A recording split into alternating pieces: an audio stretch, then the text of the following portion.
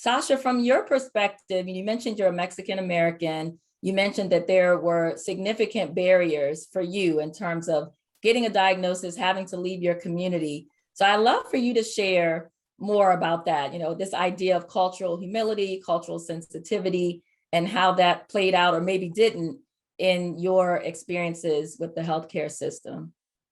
Yeah, I live in the lowest poverty line of California. So there's not very much out there at all in my area. Just to get my diagnosis, like I said, I had to leave out of my community to go get the diagnosis. And when I did that, a lot of it had to also do with for me personally, it had to do with generational. Like my father doesn't believe in diagnoses. Yep. And to him, it's like every time I kept coming to him and complaining about this issue, he was just like, oh, you're exaggerating. Or it would be like the typical have some cardo and put some Vicks on it and you're fine type of response.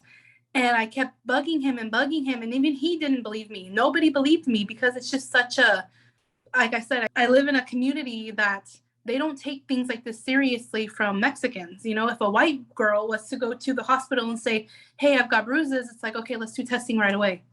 But I kept, and it is a lot of my generational, I think, trauma from my parents or from my dad mostly, that I didn't even believe myself.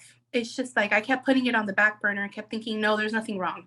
No, there's nothing wrong. No, there's nothing wrong. And I wish that I would have advocated for myself a lot sooner. I wish that I would have taken my own, problems more serious, because I didn't think anything was wrong either. I just kept ignoring it because that's just how my mind was trained from my community, from my parents, from my dad mostly.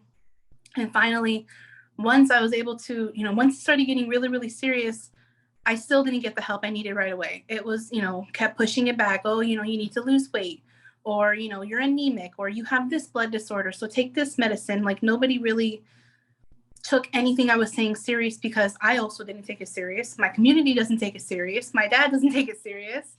And that all just comes back to, being Mexican. That's just how it is when you're Mexican. You don't really take any of the serious issues serious. You go to work and you take care of your family, and you put yourself on the back burner. You put yourself last.